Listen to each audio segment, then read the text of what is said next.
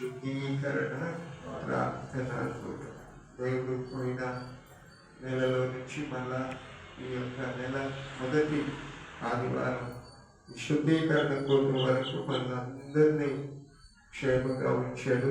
అందుకు దేవుని స్తోత్రం చెందుతామా? హల్లెలూయా, హల్లెలూయా. నిజంగా మరి శుద్ధీకరణ కుటుంబంలో దేవుడు ఒక మాట మాట్లాడతారు కదా, చూడండి. నిర్గమాకాండం 39వ అధ్యాయము 30వ వచనములో దేవుడు యాజకుడు మరియు యెహోవా మోషేకు ఆజ్ఞాపించినట్టు వారు మేలిమి బంగారంతో పరిశుద్ధ కిరీట భూషణమును చేసి చెక్కిన ముద్ర వలె దాని మీద దేవుని స్తోత్రం చెప్తాను. దేవుడు ఏం చెప్తున్నాడంటే, మేలిమి బంగారం తీసుకొని ప్రత్యక్ష గుడారములో ఉండవలసిన ఆ యొక్క కిరీటాన్ని చేసి ఆ కిరీటం మీద ముద్రించబడిన పేరుతో దేవుడు పరిశుద్ధుడు అని దాని మీద రాయబడను అని చెప్తే, అదే రీతిగా మోషే ఆ రీతిగా మేలి బంగారముతో ఆ యొక్క కిరీటాన్ని తయారు చేసి ఆ కిరీటం మీద దేవుడు పరిశుద్ధుడు అని రాస్తా ఉన్నారు. దేవుని స్తోత్రం, హల్లెలూయా. దేవుడు ఎలాంటి వాడంటే పరిశుద్ధుడు. అంటే ఆయన ఏ కల్మషం లేనివాడు, ఏ లోపం లేనివాడు. ఆయన దగ్గర ఏ లోపం లేదు. ఆయన పరిశుద్ధుడు. దేవుడు ఎలాంటంటే పరిశుద్ధుడు. నిజంగా ఆయన చాలా పవిత్రుడు. అందుకనే ఈరోజు ఈ శుద్ధీకరణ పోటీలో మనం ఎలా ఉండాలని కోరుకుంటున్నాడంటే, దేవుడు మనల్ని కూడా ఆయన పరిశుద్ధులుగా ఉండాలని కోరుకుంటూ ఉన్నాడు. స్తోత్రం. ఆయన రక్తమాంసంలో పాలు పొందటానికి ఆయన రక్తం ఎలాంటిదంటే, ఆయన శరీరం ఎలాంటిదంటే, ఆయన శరీరం ఆయన రక్తం పరిశుద్ధమైనది కనుక మనం ఆయన రక్తమాంసంలో పాలు పొందుగా మనం ఎలాగా ఉండాలి అని అంటే పరిశుద్ధులుగా ఉండాలి, పరిశుద్ధులుగా ఉండాలి. దేవుడు ఎలాంటి వాడని చెప్తున్నాడు? దేవుడు పరిశుద్ధుడు. దేవుడి శరీరం పరిశుద్ధతగా ఉంటుంది, దేవుని యొక్క రక్తం పరిశుద్ధతగా ఉంటుంది. అందుకనే మనం కూడా దేవుని పిల్లలుగా ఎలాగా ఉండాలి ఎలాగంటే, ఆయన అంటాడు కదా, పరిశుద్ధులుగా ఉండాలి. స్తోత్రం. దేవుని మందిరములో ప్రతిష్ఠించబడుతున్న ఆ యొక్క ఆ మేలి బంగారపు కిరీటం మీద ఏమి రాస్తున్నారంటే, ఆయన పరిశుద్ధుడు అని రాయబడతా ఉన్నది. దేవుడు పరిశుద్ధుడు. స్తోత్రం. అలాంటి దేవుడు మనం ఆరాధిస్తున్నాం. ఆయన పరిశుద్ధుడని ఆరాధిస్తున్నాం. పరిశుద్ధుని మనం నమ్ముకుంటున్నాం. ఈ ఉపకరణాలన్నీ కూడా తయారు చేసి దేవుని సన్నిధిలో మోషే ఏం చేస్తున్నాడంటే, కొన్ని పాత్రలు తీసుకొని వచ్చి, చూడండి, జకర్యా గ్రంథంలో ఉంటుందన్నమాట.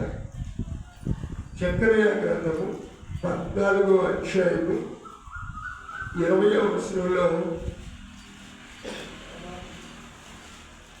14:20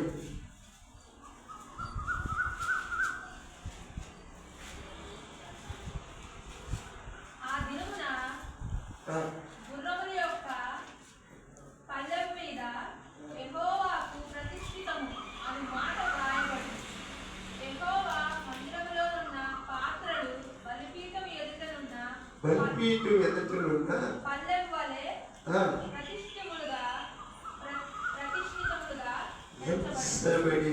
దేవుని స్తోత్రం చెల్లిద్దామా? యెహోవా మందిరములో ఉన్న పాత్రలు బలిపీఠం ఎదుర్కొన్న పల్లెముల వలె ప్రతిష్ఠితములుగా ఎంచబడెను. దేవుని మందిరములో ఉండే పాత్రలు ఎలాగా ఉంటున్నాయంటే, ఒక్కొక్క పాత్రను తీసుకొని వచ్చి మోషే వాటిని ఏం చేస్తున్నాడంటే దేవుని సన్నిధిలో అవి వాడబడేలాగా. దేవుని పరిశుద్ధుడు కనుక మనము దేవుని సన్నిధిలో ఆ పరిశుద్ధుడికి వాడబడటానికి మనం ఏం చేయాలంటే ఆ వస్తువులని, ఆ పాత్రలని ప్రతిష్ఠించాలి. మోషే ప్రతిష్ఠిస్తున్నాడు, యాజకుడు ప్రతిష్ఠ చేస్తా ఉన్నాడు, ఒక్కొక్క పాత్రను పట్టుకొని ప్రతిష్ఠిస్తా ఉన్నాడు. ఇదిగో ఈ పాత్ర ధూపం వేయడానికి ప్రతిష్ఠించబడాలి, ఈ పాత్ర ఈ యొక్క దీపస్తంభంగా ఇది ప్రతిష్ఠించబడాలి. బలిపీఠం దగ్గర కొన్ని పాత్రలు ఆయన ప్రతిష్ఠిస్తా ఉన్నాడు. నిజంగా మనం కూడా ఏం చేయాలంటే ఒక్కొక్కటి ఒక్కొక్క కార్యానికి మనం ఏం చేయాలంటే ప్రతిష్ఠించబడాలి. మనం ఎలా ఉండాలి? ప్రతిష్ఠించబడాలి. నేను దేవుని సన్నిధిలో వాడబడటానికి ఒక పాత్రగా ప్రతిష్టత కలిగిన బిడ్డగా ఉండాలి. నా దేవుడు పరిశుద్ధుడు, నేను పరిశుద్ధతగా ఉంటూ దేవునికి ప్రతిష్ఠ చేసుకొని ఆ ప్రతిష్టతకి నేను వాడబడాలి. నేను ఒక దీపస్తంభంగా ఆయన సన్నిధిలో ఉండాలి. నేను నిత్యంగా ఆయనకి ధూపం వేయడానికి ఒక పాత్రగా ఉండాలి. ఇలాగా మనం ఏం చేయాలంటే ఒక్కొక్కరు దేవుని సన్నిధిలో ప్రతిష్టత కలిగిన వారిగా, అంటే మనం ఇక దేవునికే వాడబడతాం కానీ ఇంకా లోకంలో దేనికి వాడబడం. లోకంలో ఏమీ మనకు రావు. లోకంలో సమస్యలు, దేవుని లోకంలో ఉన్న మాటలు ఏమీ మనకు రావు. మనకు దేవుని మాటలే వస్తూ ఉంటాయి. దేవుడికే మనం ప్రతిష్ఠ చేసుకున్నాం, దేవుని సన్నిధిలోనే ప్రతిష్ఠించబడ్డాం. ఈ ప్రతిష్ఠించబడిన వస్తువు ఏం చేస్తుందంటే దేవుని సన్నిధిలో ప్రతిష్ఠించబడిన వేరే దానికి వాడదే వాడదు. ఒక పాత్ర తీసుకొచ్చి దేవుని సన్నిధిలో ప్రతిష్ఠ చేశాడు. ఇది ఎవరిది అని అంటావు? దేవుడిది. దేవుడి కొరకు ప్రతిష్ఠించబడిన పాత్ర దేవుడికి వాడతాం కానీ దేనికి దాన్ని ఎంగిలి చెయ్యం, ఎంగిలి వేయం. ఇంకొక దానికి వాడబడం, ఇంకొకటి వాడుకో. అలాగే మనం కూడా దేవుడు పరిశుద్ధుడు అని తెలుసుకొని పరిశుద్ధతగా జీవించడం ప్రారంభించాము. ఆ తర్వాత దేవుని కొరకు వాడబడటానికి మనం ఒక పాత్రగా ప్రతిష్ఠించబడ్డాం. దేని కొరకు వాడబడ్డానికి ప్రతిష్ఠించుకున్నాం? దేవుని కొరకే వాడబడటానికి ప్రతిష్ఠించు. ఇంకా వేరే దానికి దేనికి మనం వాడబడమే వాడబడం. ఈ పాత్ర దేనికి వాడబడం. మనం కొన్ని ఏం చేస్తాం, ఇంట్లో ఒక్కొక్క దానికి పాత్రలు కొట్టాం. ఒకటి పాలు కాలబెట్టడానికని, మరికోటి నెయ్యి కలబెట్టడానికని, మరికోటి అన్నానికని, మరికోటి కూరకని, ఇలాగ కొన్ని పాత్రలు మనం కొనుక్కుంటూ ఉంటాం. తినడానికి ఒక పాత్ర కొనుక్కుంటాం. అయితే దేవుని కొరకు ప్రతిష్ఠించబడ్డానికి కొన్ని దేవుని ఉపకరణాలు ప్రతిష్ఠతగా అవి దేవుని సన్నిధిలో దేవునికి వాడబడతా ఉంటాయి. ఈరోజు పిల్లల దేవుని పిల్లలుగా మనం కూడా ప్రతిష్ఠించబడిన మనం కూడా ఎవరి కొరకు వాడబడతామంటే దేవుని కొరకే వాడబడే వారికి ఉంటాం. దేవుని మాటలే మనలో వస్తూ ఉంటాయి. ఇంకే మాటలు మనకు రావు. దేవుని కొరకు వాడబడాలి, దేవుని కొరకు వాడబడాలి. దేవుని బిడ్డగా ప్రతిష్ఠించబడ్డాం. చూడండి, పౌలు గారు మాట్లాడతాడు, మీకు చూపిస్తాను. మొదటి దశలకు రాసిన పత్రికలో పౌలు భక్తుడు ఓ మాట రాస్తూ ఉంటాడు. 3వ అధ్యాయం 11వ వచనం. మొదటి దశలకు రాసిన పత్రిక 3వ అధ్యాయం 11వ వచనం.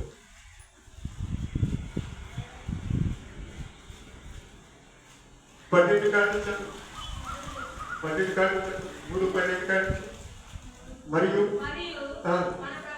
మన ప్రభువైన యేసు పరిశుద్ధులందరితో వచ్చినప్పుడు మన తండ్రి అయిన దేవుని ఎదుట ఏంటట పరిశుద్ధుల విషయమై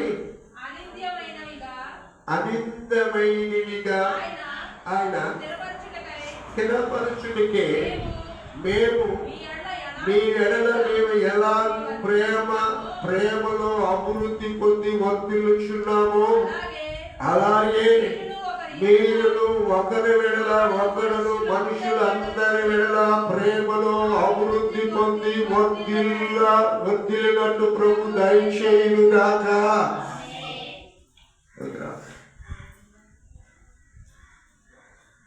ఆయన వస్తాడంట, ఆయన వస్తాడు. ఆయన వచ్చినప్పుడు మనం ఆయన ఉందిగా నిలబడాలి. ఆయన పరిశుద్ధుడిగా వస్తాడు. ఆయన పరిశుద్ధిగా చెప్తాడు.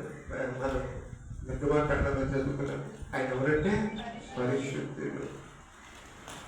పరిశుద్ధుడు అయితే పరిశుద్ధుడు ఎదుట మనం నిలబడాలి. కనుక మేము ఎలాగా ఉన్నాము అంటారంటే పౌలు గారు మేము అనిందులుగా ఎలా ఉన్నాడంట. అనిందులు అంటే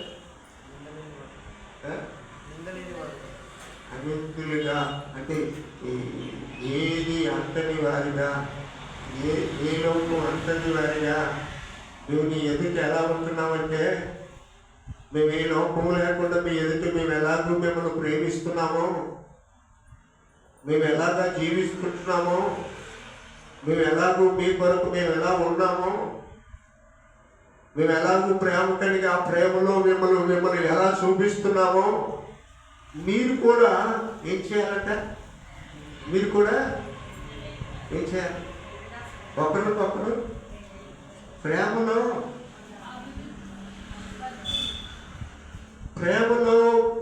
వర్తిల్లాలి. చూడండి, ఆ ప్రేమ ఎవరిది అంటే యేసయ్య ప్రేమ. ప్రేమ చూడండి ఎంత ప్రేమ అంటే ఆయన ప్రేమని పరలోకములో సింహాసనాన్ని ఇడిచి భూమి మీదకి వచ్చి ఆయన చాలా వృత్తినిగా మార్చబడ్డాడు. చాలా తగ్గించుకున్నాడు. ఆయన ఎంత తగ్గించుకున్నాడంటే అంత తగ్గించుకున్న వాళ్ళు ఈ భూమి మీద ఎవరు లేరు. అందుకే యేసయ్యని ఈ రోజున ప్రపంచాల్లో ఆయన ఆరాధించడానికి కారణం ఏంటంటే ఆయనలో ఏముందో తెలుసండి, సహనం.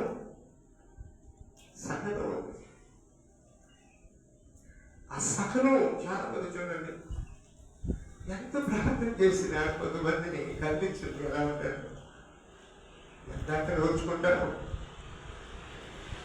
యేసయ్య ప్రాణం దారం పోసి అంతవరకు వచ్చుకుని ఉంటాడు. అందుకే ఈ రోజున 3 లోకాలలో ఉన్నవారు ఆయనకి సాష్టాంగ నమస్కరిస్తున్నారు, ఆయన్ని ఆరాధిస్తున్నారు. ఆయన పరిశుద్ధుడు, ఆయన ప్రేమ కలిగిన వాడు. ఆయన నిత్యంగా ఆయన పరిశుద్ధుడుగా రాబోతున్నాడు. పాతాళంలో ఉన్న వాళ్ళు ఆరాధిస్తున్నారు, భూమి మీద ఉన్న వాళ్ళు ఆరాధిస్తున్నారు, ఆకాశంలో ఉన్న వాళ్ళు ఆరాధిస్తున్నారు. 3 లోకాలు ఉన్నాయంట. ఈ 3 లోకాల్లో ఉన్న వాళ్ళు కూడా యేసు ప్రభు ఎదుట మోకరించి ప్రార్థన చేస్తారు. దేవుని స్తోత్రం. హల్లెలూయా, హల్లెలూయా.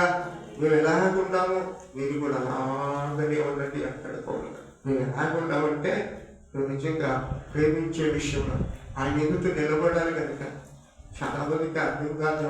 ఒక రోజు ఆయన వస్తాడు, ఆయన ఎదుట నిలబడాలి, కానీ చాలా సహనంతో ఉండాలి. ఆయన ఎలా ప్రేమిస్తున్నాడో మనం కూడా అలా ప్రేమించాలని ఆ ప్రేమ కలిగి ఉండాల్సిన పోయి కొంతమంది ఏం చేస్తారంటే తొందరపడతా ఉంటారు. ఏం చేస్తారు? తొందరపడతా ఉంటారు. ఏ మాత్రం యేసు ప్రభు తెలుసుకున్నవాడు తొందరపడటానికి ఇల్లు లేదు.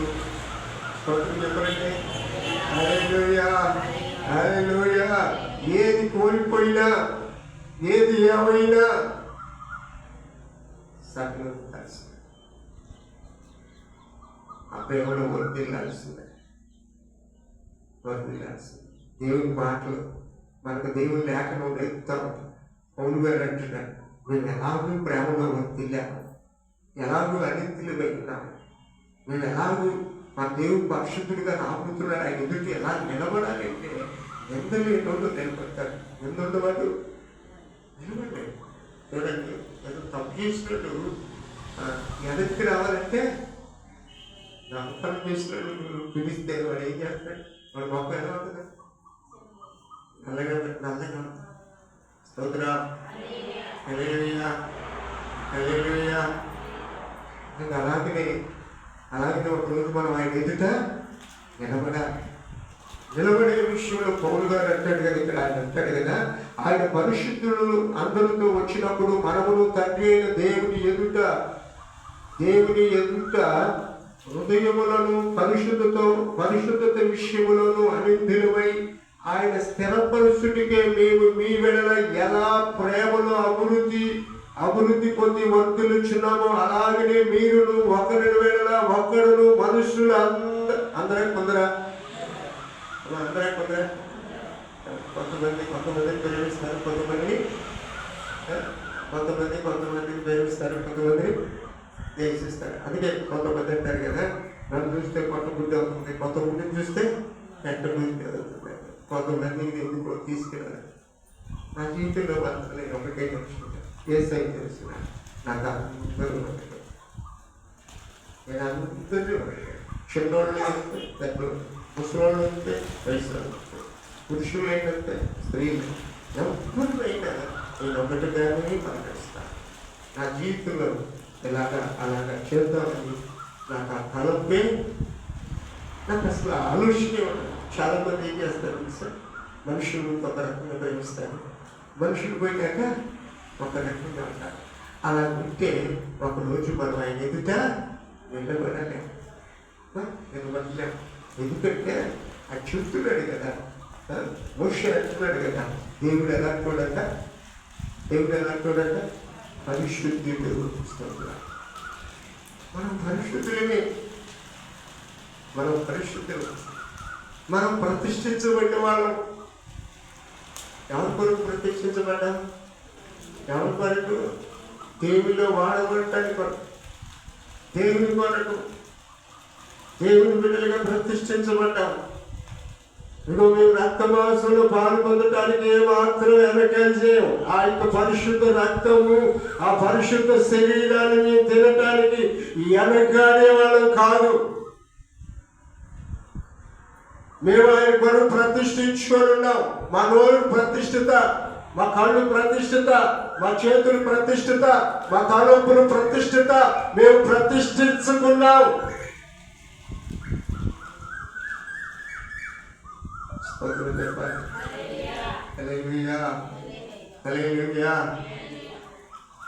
పౌలు గారు ఎలాగో ఆ ప్రేమలో అభివృద్ధి చెందుతున్నాడో మనం కూడా ఒకరిని వెళ్ళాల.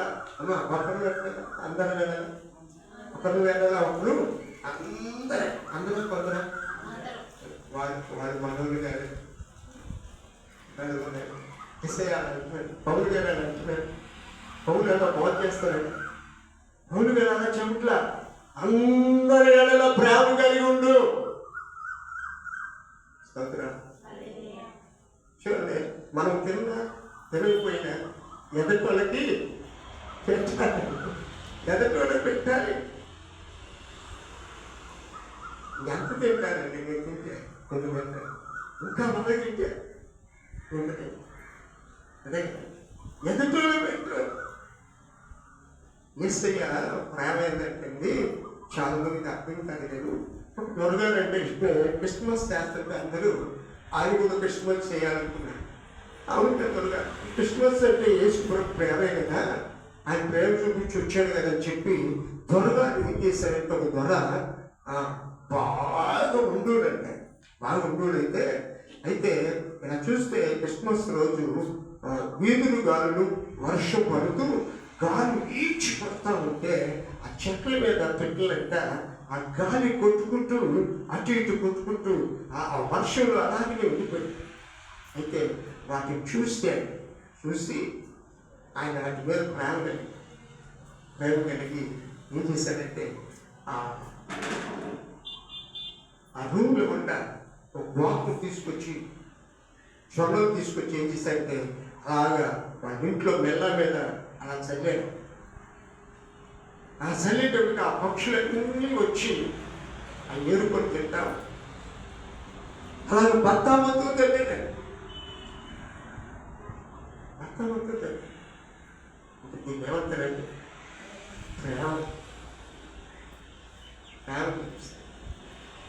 చాలా వేసే అంత ప్రేమ కలిగి మనకు కూడా ఎలా ఉండాలంటే ఒకరినొకరు ప్రేమించుకుంటూ హల్లెలూయా. నేను త్వరగాను ఆ ఇంట్లో ఉన్న బస్తాలన్నీ తీసుకొచ్చి అలా చదువుతా ఉంటాయి. క్రిస్మస్ అంటే అదే అనుకున్నాయి, ప్రేమ చూపించడమే కదా. పౌలు గారు అదే బాధ చేస్తా ఉంటాయి. మనం కూడా పరుసు బుద్ధులు లేకపోయినా మనం ఉండబట్టి స్తోత్రం. హల్లెలూయా. ఇంకో మాట చూపిస్తా పౌలు గారు అంటాడు కదా, ఎబ్రీయులకు రాసిన పత్రిక 9వ అధ్యాయం చూడు. ఎబ్రీ పత్రిక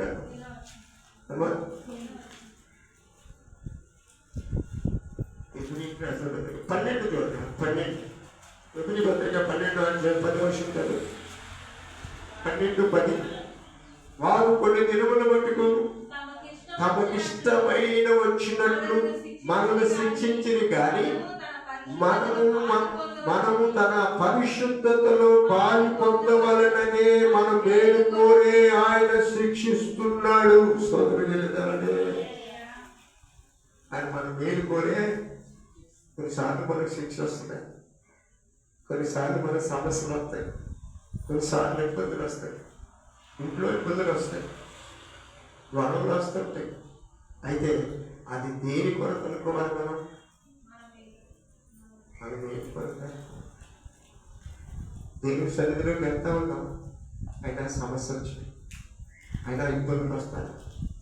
దేవుని ఆరాధన ఇస్తానే ఉన్నాం, దేవుని బిడ్డగానే జీవిస్తానే ఉన్నాం, అయినా సమస్యలు వస్తాయి అని చెప్పి ఆ సమస్యలను బట్టి మనం ఏమాత్రం కూడా బాగా పడకూడదు. ఈ సమస్య దేనికి పెడుతున్నాడా దేవుడు అని చూస్తే, ఇది నా మేలుకి ఎక్కడుకోవాలి, ఇది నా మేలుకి. పౌలు గారికి సమస్య రాలేదన్నా, అనేక సమస్యలు వచ్చాయి. పౌలు గారు మాట్లాడతాడు కదా, నేను ఎటుపోయినా అపాయమే, ఆయనను దేవుళ్ళను అపాయంగా తప్పించాడు. సమస్య వస్తుంది, అయినా సరే ఆ సమస్యను ఏమనుకోవాలంటే మనం ఇది నా మేలు కొరకు అనుకోవాలి. దేవుని స్తోత్రం. హల్లెలూయా. కొన్నిసార్లు మనకు నిజంగా సమస్యలు వస్తూ ఉంటాయి, కుటుంబంలో సమస్యలు వస్తుంటాయి, భర్త ద్వారా సమస్యలు వస్తూ ఉంటాయి, దేవుని ప్రార్థన చేస్తున్న సమస్యలు వస్తూనే ఉంటాయి. అయినా ఇది నాకు మేలుకే అనుకోవాలి. ఏమనుకోవాలి? మేలు కొరకే. నా మేలుకే నాకు ఈ సమస్య వచ్చింది, దేవుడు నాకు ఈ సమస్య పెట్టాడని దేవుని సన్నిధిలో మాత్రం నాకు మేలు జరుగుతుంది అని చెప్పి ప్రార్థన చేస్తూనే ఉంటాను. సమస్య వచ్చింది, నేను ఇంకెంతను దేవుని నమ్ముకోను కాదు, ఇది నా మేలుకే.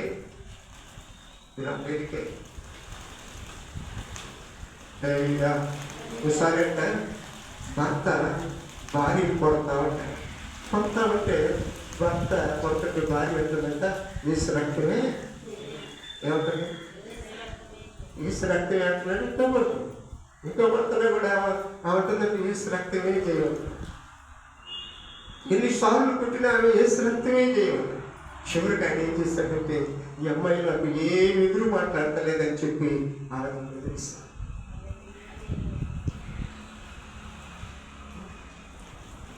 కొడితే మరి పట్టకూడదు, తిడితే మళ్ళా తిట్టకూడదు.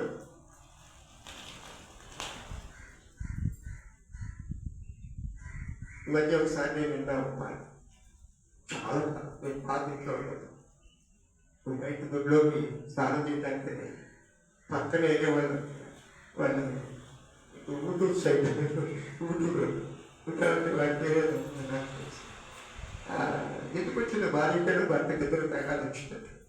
ఆ తగాదులో స్నానానికి వస్తాను, చీకటి పడింది. అప్పుడు కరెంటు కొంచెం తక్కువ, చాలా కాదు. అయితే వాళ్ళిద్దరు ఏమో అనుకున్నారు, భార్య భర్తలు ఇష్టంలే. నేను ఇద్దరు మధ్య గోడ ఉంది, నేను ఈ పక్కన ఉన్నాను అనుకోలేదు. మొత్తానికి ఏమో ఎందుకన్నా ఎక్కడ తగ్గారంటే గోడ అంతా పడతా ఉన్నాను. ఎవరు పెడుతుంది? భర్త పెడుతుంది. నేను అన్నా కదా, అమ్మాయి పార్వతి అని, మామయ్య మామయ్య నువ్వున్నావా?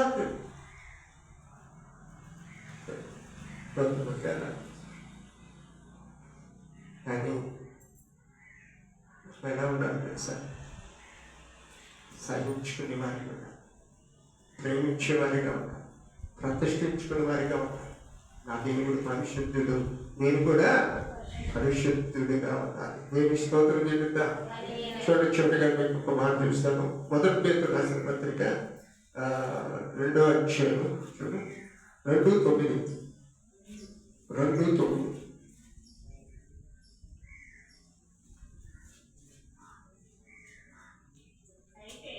అయితే మీరు చీకటిలో నుండి ఆశ్చర్యకరమైన తన ఎలుగులోనికి మిమ్మల్ని పిలిచిన వారి గుణాతిశయములను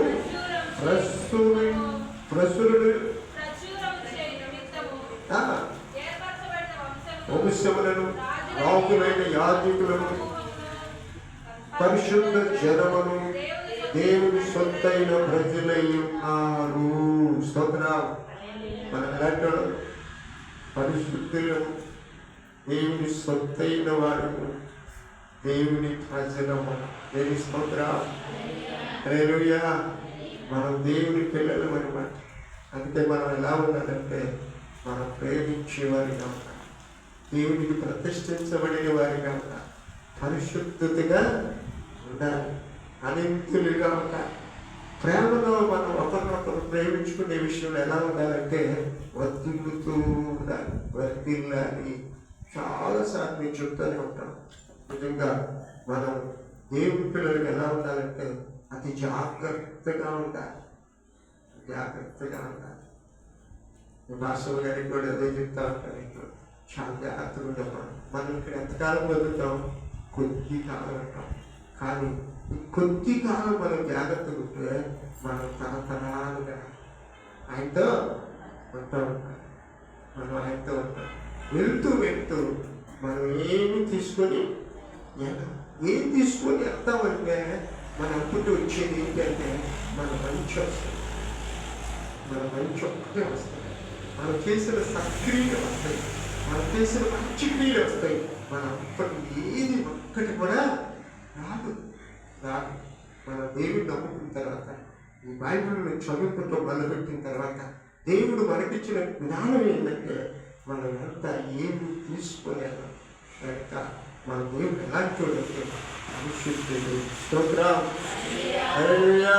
ఈ పరిశుద్ధుడైన దేవుడి పిల్లలుగా మనం ఏం చేయాలంటే ఆయనకి ప్రతిష్ఠించబడిన వారిగా ఉండాలి, ఏర్పరచబడిన వారిగా ఉండాలి, ఆయన సొత్తు అయి ఉండాలి, పరిశుద్ధులుగా ఉండాలి, ఆయన ప్రజలమై ఉండాలి, ప్రేమలో వర్తిల్లాలి. పౌలు గారు అంటున్నాడు, నేను ఎలాగో మీ పట్ల ప్రేమలో వర్తిల్లాను అలాగే మీరు కూడా ఒకరిని ఒకరు ప్రేమించుకుంటూ వర్తిల్లాలి.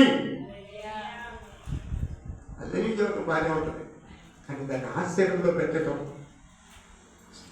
ఆశ్చర్యంలో చాలా మందికి మిస్ అయిన ఒక సహనం కావాలి. అందుకే ఈరోజు యేసు ప్రభువు గురించి ప్రపంచాన్ని కూడా ఎవరు ఏది చెప్పినా ఆయన గురించి రూఢిగా ఏదే దేవుడు చెప్తానికి కారణం ఏంటంటే ఆయనలో ఉన్న సహనం, ఆయనలో ఉన్న ఓర్పు, ఆయనలో ఉన్న పరిశుద్ధత, ఆయనలో ఉన్న పవిత్రత. ఆయన గురించి చాలా మంది దేవుడు అనుకుంటారు, కానీ ఆయన లాంటి పరిశుద్ధత, ఆయన లాంటి సహనము, ఆయన లాంటి పవిత్రత ఎవరిలో చూపించలేము. అటువంటి దేవుడు మనం కనుగొన్నాము, ఆయన ప్రతిష్ఠించుకున్నాము. ఆ ప్రతిష్ఠిత కలిగిన బిడ్డలుగా మనం ఆయన మనకు జీవించాలి. ఇలా నిజంగా ఆ రీతిగా జీవించి ఆయన రక్తమాంసంలో పాల్పొందుదాం. దేవుడి మాటలు దీవించును గాక.